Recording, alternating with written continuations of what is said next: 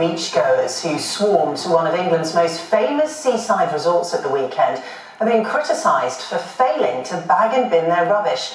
In scenes described as shocking and heartbreaking by the local council, Margate Beach was left carpeted in thousands of empty plastic food containers, drinks cans and glass bottles.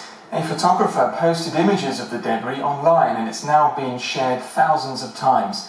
Some traders say they've never witnessed anything like it. Simon Jones reports. This is what people coming to Margate in the evening want to see.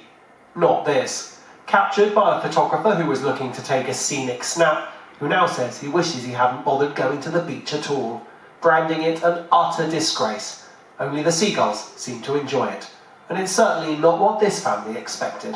We'd only just arrived, so it wasn't the greatest first impression.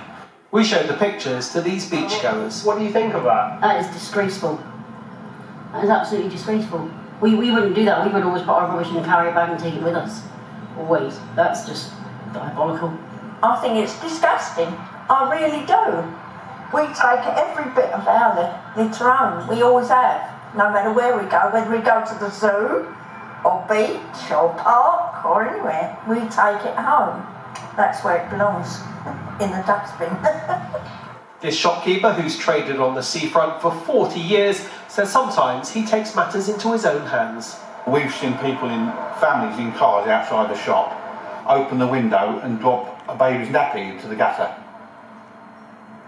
And I wouldn't go out and pick it up to give it back to them, but in the past I have picked up litter out which they dropped and tapped on the window and give it back to them, and they don't like that very much at all. The council says it loves to see people enjoying its beautiful beaches, but what happened on Saturday was shocking and heartbreaking. Permission had been granted for an event involving 500 people. It's now liaising with the organiser about potential enforcement action. Is the council doing enough to crack down on the people doing this? It's very difficult. I mean, you've got a crowded beach and people are leaving litter. It's very difficult to enforce the laws that do exist.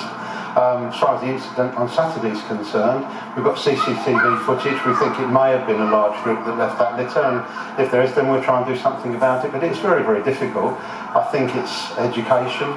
Margate's not the only place to have had litter issues. This was Brighton after last year's Pride event. But the message from Thanet Council is, come to the beach, but leave nothing but footprints behind. Well, Simon Jones is in Margate now. And Simon, what's going to get people to stop leaving their litter behind? Well, it's been a lovely day on the beach here with the sun and the sea, but you don't have to look too far once again this evening to find some people have left the beach leaving bottles and wipes behind. Fortunately, nothing like the scale we saw things on Saturday evening. But certainly the pictures posted online of the rubbish have launched a debate. Some people asking whether there are enough bins on this beach, although to be fair there are a lot of bins at the entrance to the beach, some suggesting there needs to be much greater enforcement, some people even putting forward the idea that you should have to pay to come on the beach to cover the cost of any clean-up. I think the reason the council are so shocked is they thought there had been a so-called Attenborough effect, people realising if you leave just one bit of plastic on the beach it could end up in the sea for hundreds of years, and that's why they're saying people are simply rejecting their responsibility. OK, Simon in Margate, thank you. A former Sussex police officer accused